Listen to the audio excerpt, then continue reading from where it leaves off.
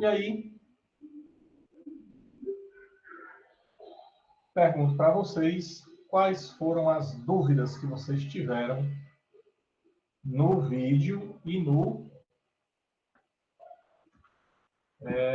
estudo do texto.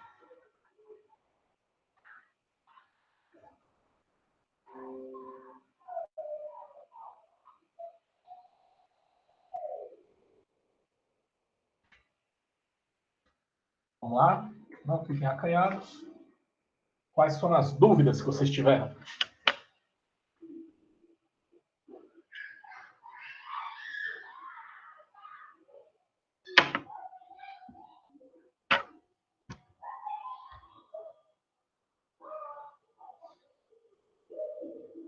Bom, eu acho que vocês estão um pouquinho inibidos, né, de falar, mas eu imagino que vocês devam ter visto o vídeo, né? Eu pergunto, vocês assistiram o vídeo já da aula que eu postei? Ou não deu certo assistir? Quem puder responder no microfone pode responder ou... Deu certo sim, professor. Ótimo, Iago. Então, tudo bem. Então, o texto, vocês sabem que vocês podem encontrar lá no meu site, né, no valberferreira.com.br, e é para vocês lerem os textos, né? E a aula de hoje é mais tira dúvidas, tá? Alguma dúvida, pessoal? Bom, então, em vista disso, eu preparei uma pequena apresentaçãozinha para vocês, né? E vamos dizer só um pequeno resumo do que foi visto lá na aula. Lá na aula, que o professor passou, ele mostrou sobre a parte de massa específica ou densidade, que ele demonstra por ser essa letra grega, o ρ, que é nada mais que uma taxa da variação da massa pelo volume. Isso aqui vocês já viram. Vocês podem também encontrar que você tem um limite.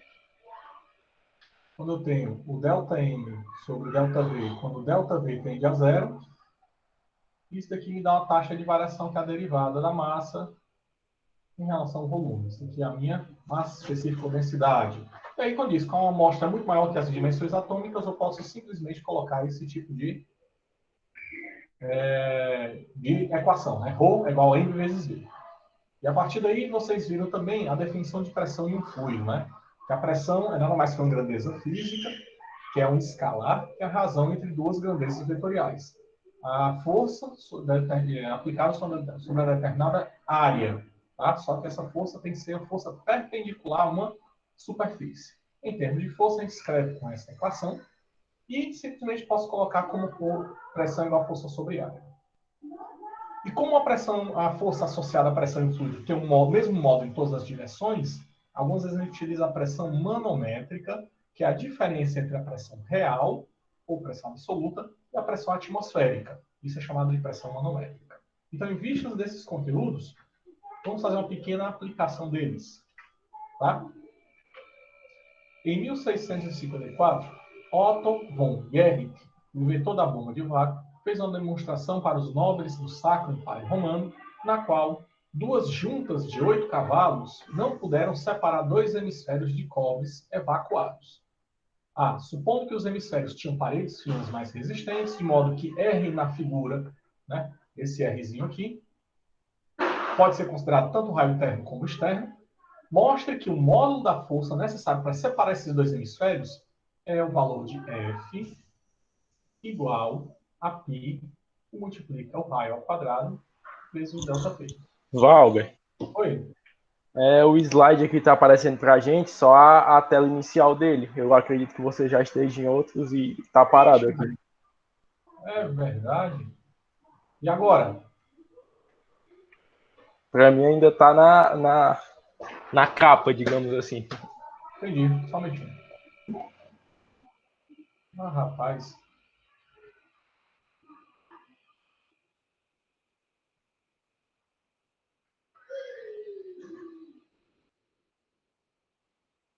Vejam o que é que aparece agora.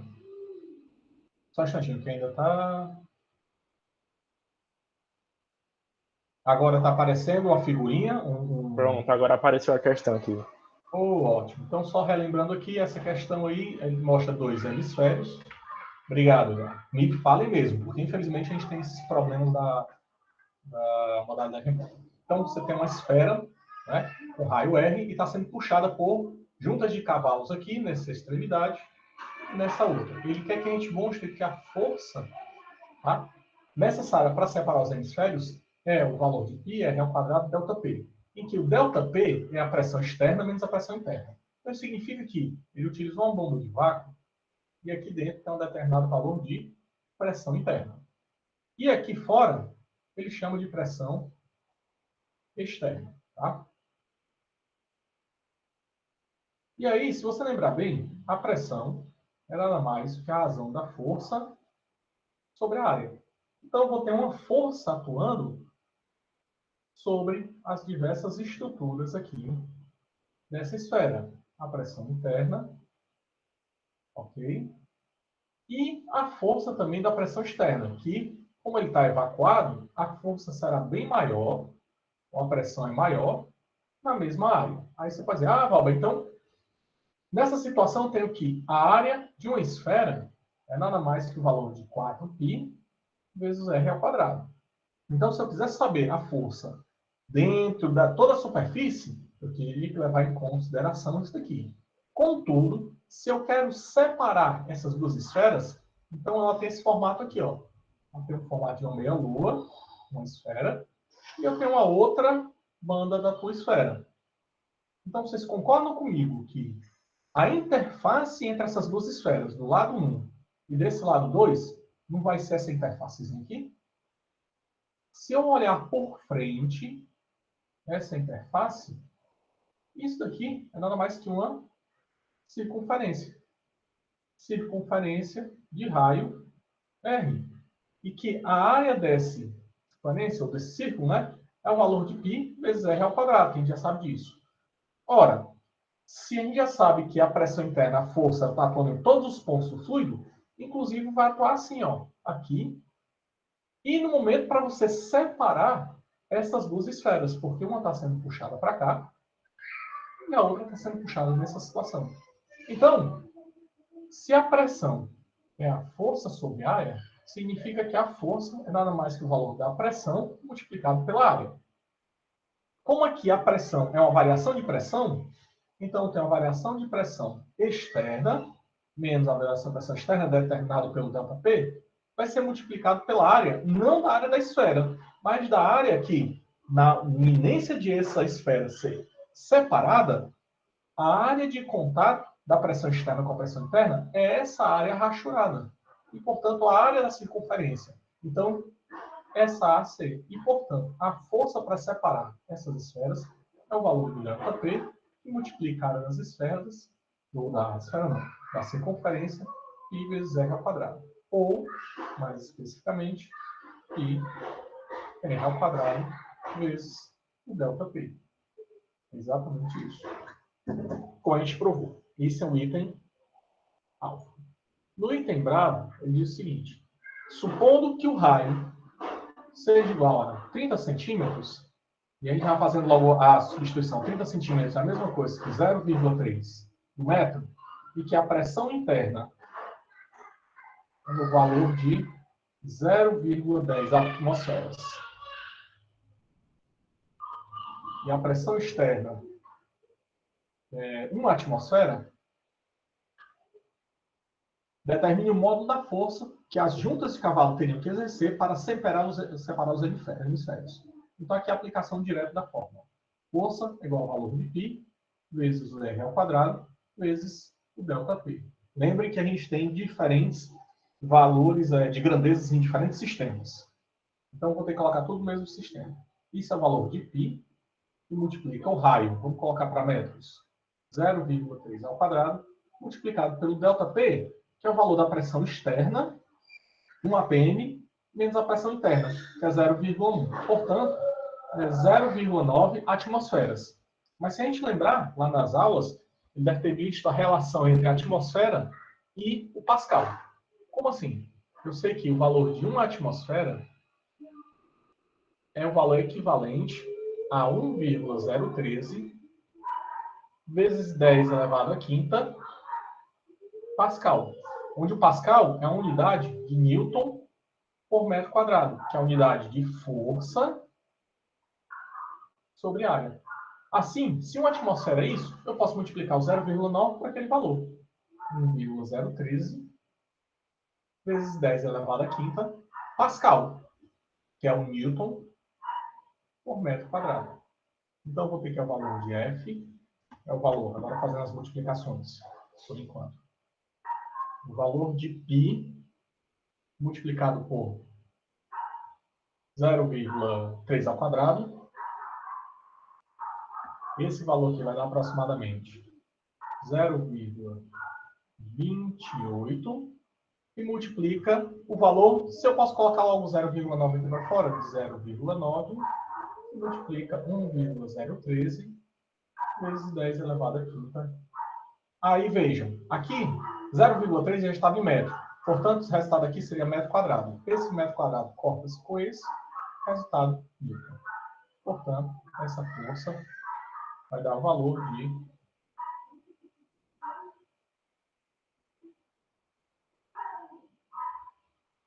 aqui nas minhas contas, deu 0,20, aproximadamente 0,26 vezes 10 elevado à quinta newtons, ou 2,6 vezes 10 elevado a 4. Essa é a força necessária para separar. Realmente é um absurdo. Se você olhar bem, tirar tudo que é zero, 1, 2, 3, 4. 1, 2, 3, 4. 26 mil newtons necessários para fazer essa separação. Tá? E no item Charlie, ele diz, explique por que a única junta de cavalos seria poder executar a mesma demonstração se um dos hemisférios estivesse preso à parede. Ora, se a gente lembrar da terceira lei de Newton, aqui é a parede. Se eu prender aqui, ó, a junta do cavalo do hemisfério. O hemisfério é uma parte aqui e a outra aqui sendo puxada pelos cavalos. Considere isso aqui sendo um cavalinho. Tá bom? Então, sendo puxado por isso aqui, por que ele pode, então, separar facilmente? Lembra da terceira lei de Newton?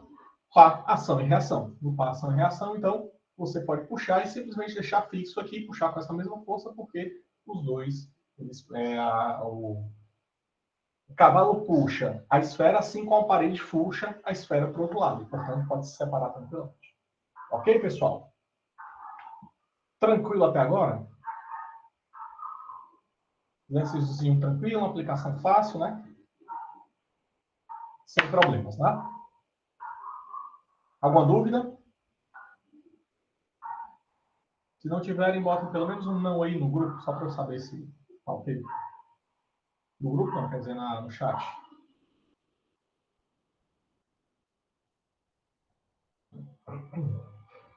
Bom, tudo bem, então vamos adiantar. Vamos avançar. Professor, numa dúvida não um pouco mais contextualizada dessa questão. Nessa época, a literatura conta como é que era promovido o vácuo, porque hoje se tem bomba, né? Mas naquele tempo... Foi o Otto von Guericke que inventou a bomba de vácuo. Então, a bomba de hoje já existia nessa época, teoricamente, né? Não, já existia. Na verdade, o inventor da bomba de vácuo fez esse experimento para mostrar que existia o vácuo, entendeu? Ele fez esse experimento com os cavalos e com as esferas para mostrar que ele conseguia fazer o vácuo com a invenção dele. Foi por isso. Então, existia sim. Na verdade, estava sendo a tecnologia de ponta que estava sendo lançada para as bombas de vácuo. Compreendi. Obrigado. E aí, continuando, pessoal, existe uma parte de fluidos, que vocês viram lá, eu pedi para vocês assistirem até o minuto 33, exatamente porque ele vai lidar com essa equação aqui. Ele dá, na verdade, vocês devem ter visto a parte diferencial, que é o dp dy é igual a menos ρg. E aí, se você trabalhar isso daqui, vai ficar dp é igual a menos ρg dy, integrando isso daqui de P1 até P2, de Y1 até Y2, eu tenho que dp Opa, não depende. Só um instante.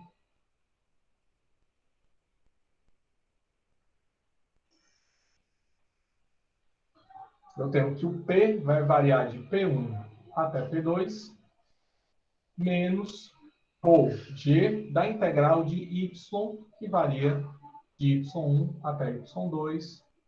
Aí eu tenho que é P2 menos P1 é igual a menos ρ G y2 menos y1. E aí, como y2 é menos y1, você está aprofundando, né, em um ambiente, em um meio, essa conta aqui é um valor negativo que eu chamo de menos H. E, portanto, P2 menos P1 é igual a menos com menos, mais ρGH, e a gente encontra a equação célebre P2 é igual a P1 mais ρGH. Se você chamar o 1 da atmosfera, você encontra o valor de P0. E aí, portanto, tempo de profundidade. Então, você tem a equação, né, que é uma equação linear, é uma equação do primeiro grau, da variação da pressão com a profundidade, certo? E aí nós vimos também, vocês viram lá, o princípio de Pascal, o princípio de Arquimedes, que o princípio de Pascal está relacionado que um fluido vai receber, quando ele recebe um acréscimo de força, a pressão é distribuída para todos os pontos desse fluido, e é o princípio dos elevadores hidráulicos. Né? Se você tem um elevador hidráulico de diferentes tamanhos, aqui você então tem o princípio de Pascal. E o princípio de Arquimedes, que está relacionado com a flutuação dos corpos. Né? Se você tem um iceberg, você tem uma maior quantidade aqui, 90% dele está aqui dentro da água e 10% está fora da água. Tá certo? E aí ele coloca exatamente quando tem um peso aparente, que é o peso do corpo, menos a força do empuxo. Exatamente o que você vai ter aqui. Ó. O peso do objeto e a flutuação devido ao empuxo. A essa relação aqui você tem o peso aparente, que é o peso do objeto menos o fluido, o empuxo devido à força de empuxo. Certo? Bom, e aí só fazendo uma contextualização, nós temos que esse tubo de plástico, dessa figura abaixo, tem uma seção reta de 5 centímetros quadrados. Então, a área de seção aqui tem um valor de 5,00 centímetros quadrados. A gente introduz água no tubo até que o lado mais curto, o comprimento dele, igual a 0,800 metros, fique totalmente cheio.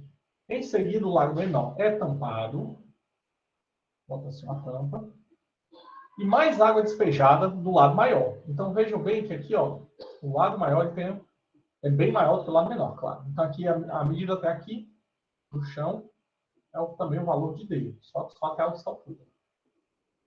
Tá bom? Se a tampa do lado menor é arrancada, quando a força que está submetida exceder 9,8 newtons, então a força máxima que a tampa aguenta é o valor de 9,80 newtons.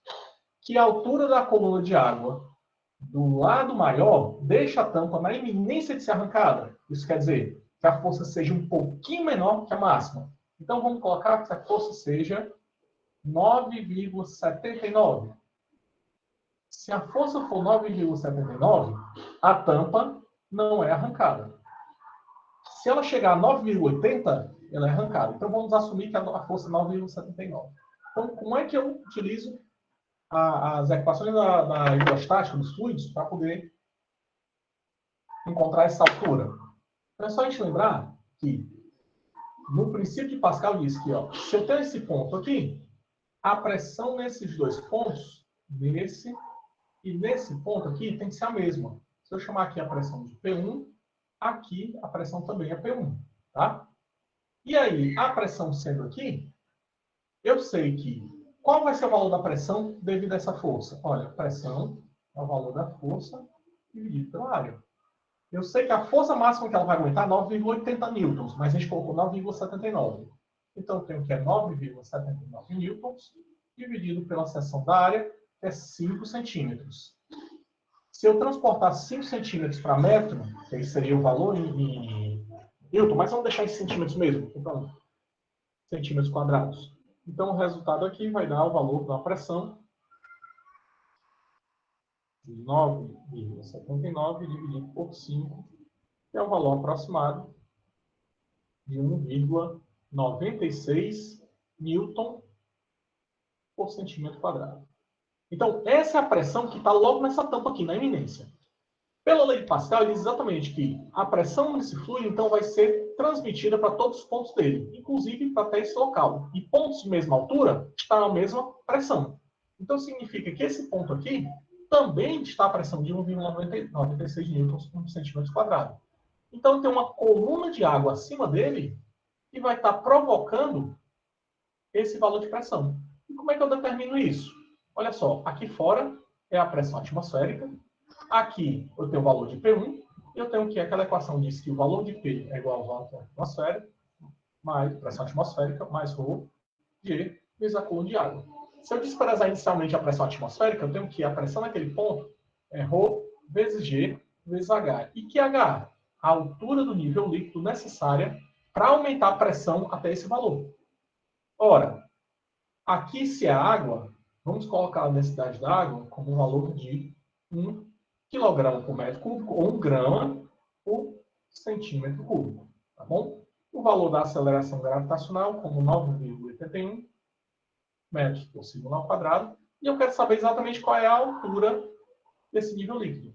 Então é só substituir diretamente. Então, fica 1,96 newtons por centímetro quadrado é igual ao valor de ρ. Eu coloquei aqui como 1 grama por centímetro cúbico, multiplicado pelo valor de 9,81 metros por segundo ao quadrado, multiplicado pela altura. Vamos só relembrar alguns detalhes. Ó, o centímetro quadrado aqui vai-se embora com esse. Então vai ficar 1,96 newtons. Vou passar esses termos aqui, ó, 1 e o 9,81 dividindo. 9,81. E que termos aqui, ó? O G, aumentinho, esse G, a grama. Essas gramas também vêm aqui para cá, tá? E aqui eu também tenho o valor da massa, que passa aqui para baixo. Contudo, o segundo, ele está aqui embaixo, quando ele for passar para o outro lado, ele vai passar para cima. Isso tudo vai dar o valor em H. Só que ainda está sobrando, faltando aqui também, o valor do centímetro. Deixa eu só apagar aqui para deixar bem claro. O que foi que fiz dessa transposição de unidades, tá? Vou fazer aqui de novo. Ó, só reescrevendo aqui. Eu vou pegar todos esses termos aqui que não estão multiplicando o H e passar para o outro lado. Então, tudo que está em cima vai ser passado para baixo, tudo que está embaixo passa para cima. Então, vai ficar 1,96 newtons, que multiplica o centímetro, como esse centímetro quadrado foi cortado com centímetro cúbico, sobrou centímetro, multiplicado pelo segundo quadrado, que é aquele que tem de baixo, dividido por 1 grama, dividido por 9,81 metros. Isso daqui é exatamente a coluna da altura H. Agora, torna-se um problema só de transformação de unidade de medidas. Vou dividir 1,96 pelo 9,81 para encontrar logo um valor.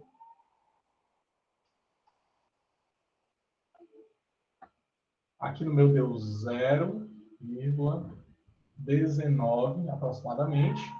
E aí as unidades, ó. Newton, centímetro, segundo quadrado, dividido por grama, metro. Qual o problema aqui? A gente vai ter que fazer a modificação. Se a gente lembrar que 1 newton é nada mais que 1 quilograma. Se você lembrar, como é que ele determina a massa, a força?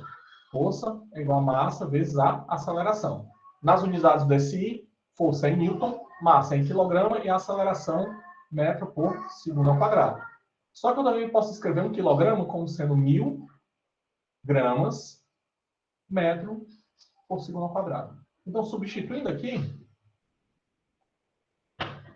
eu vou encontrar que o H é aproximadamente 0,19, que multiplica o, em vez do newton, 1000 gramas metro segundo ao quadrado, que multiplica o centímetro vezes o segundo ao quadrado. Tudo isso dividido por grama vezes o metro. E aí, vamos lá, vamos colocar todo mundo direitinho aqui. 0,19, multiplicando já o 1000 por o 0,19 por 1000.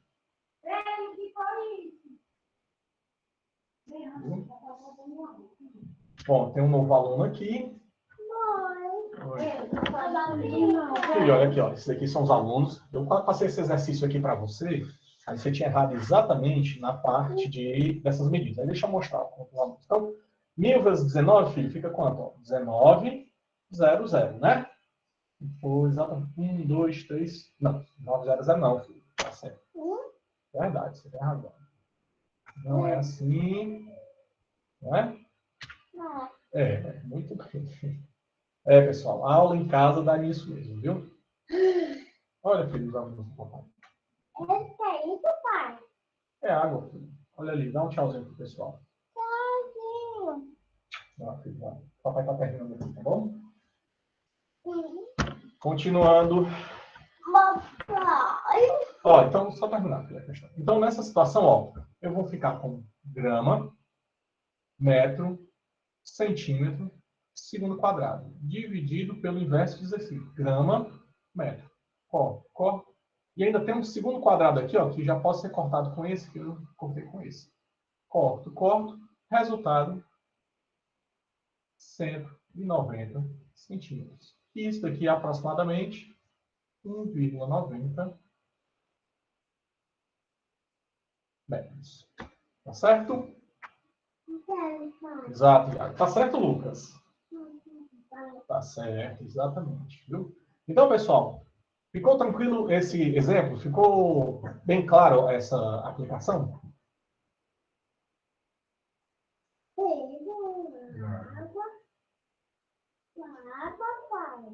Ótimo, Iago. E os demais? Ótimo. Em vista da cobrança aqui do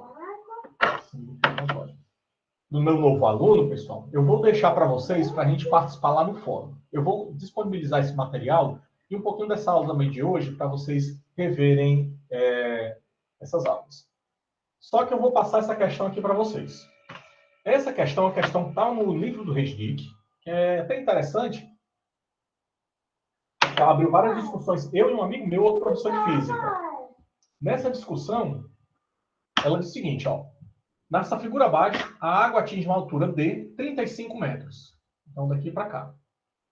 Atrás da face vertical de uma represa com o W, que seria o comprimento da represa, com 314 metros de largura. Eu quero que vocês determinem a força horizontal que está submetida à represa por causa da pressão manométrica de água. Até aí, tranquilo. Por quê? Porque a pressão, vocês vão ver que ela cresce com a profundidade. E a força vai ser uma força que vai atuar sobre a parede. Só que essa força aqui, pessoal, não cresce linearmente. Ela cresce no quadrado da altura. E é exatamente isso que ele quer que você determine e depois o torque produzido por essa força em relação à reta que passa no ponto O. Ok? Então, eu vou deixar esse exercício para vocês fazerem e a gente discutir lá no fórum da disciplina.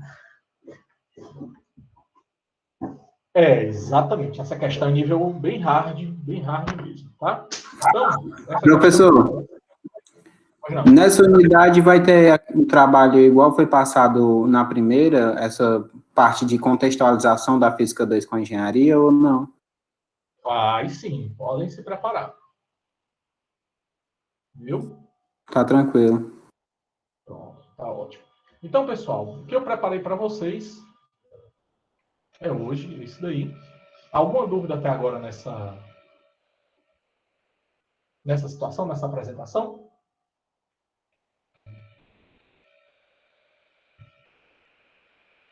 Por enquanto, não. Por enquanto, tranquilo, né? Pessoal, estou colocando a lista de presença aí no chat do grupo. Entrem nessa lista de presença, coloquem o nome completo de vocês, a data de hoje. Abril, tranquilo. Se vocês estiverem assistindo o vídeo, que os vídeos são muito bons, dos professores de lá, e resolvendo a lista de exercícios, estudando o texto, vai sair tranquilo. Então, o que eu gostaria de mostrar para vocês é exatamente isso. assistam a aula, leiam o texto, vocês vão ter encontro aqui comigo, que eu vou tirar dúvidas, e a partir de agora é vocês entrarem, pegar as listas de exercícios e resolverem. E aí acessem o fórum lá do grupo para deixar as dúvidas, porque se vocês deixando as dúvidas, eu posso interagir melhor com vocês. Tá certo? Ou eu, ou o Lucas, ou o monitor da disciplina. Ok? Tranquilo, pessoal? Não, você não precisa enviar pelo sistema o Antônio de Abreu. Não é para enviar pelo sistema da UVA, é na minha plataforma. Lá na plataforma tem um espaço que é o envio de tarefas. Né? Quase toda aula você tem envio de tarefas e você pode enviar sua lista lá, manuscrita. Eu vou fazer um videozinho depois mostrando como é que a gente encontra esse local, tá certo? Professor, é porque você falou que era para mandar tudo de uma vez, né? Aí você mandou o seu e-mail, aí eu achei que era para mandar por e-mail, aí mandava tudo de uma vez no e-mail só. Bom, se eu falei Não era isso, isso, então eu acho que eu não consegui me deixar de forma correta. Foi, deu a entender isso. Então deu a entender que era para mandar tudo junto. Tudo junto? Foi. Entendi. Não, então pronto. Não, a gente tem problema. Quem fez pela plataforma e enviou os listas de exercícios, não tem problema. Quem está enviando por e-mail, também não tem problema. Eu acho que recebi da Bárbara, agora a resenha. Podem me enviar tudo junto. Não tem problema não, que eu enviar o trabalho. Pois é, professor. Aí a lista de exercícios eu posso enviar pela plataforma, né? E a resenha e a pesquisa eu envio pelo seu e-mail normal. E-mail da UVA. Pode ser? Exatamente. Pode sim. É o Valver uvanet.br. Mandem para esse, não mandem para outro, não. Tá bom. Mas tá bom, Tá, pessoal. okay, Então é isso. Vou parar aqui a gravação. Se vocês tiverem mais alguma... Você vai mandar o link dessa aula para a gente?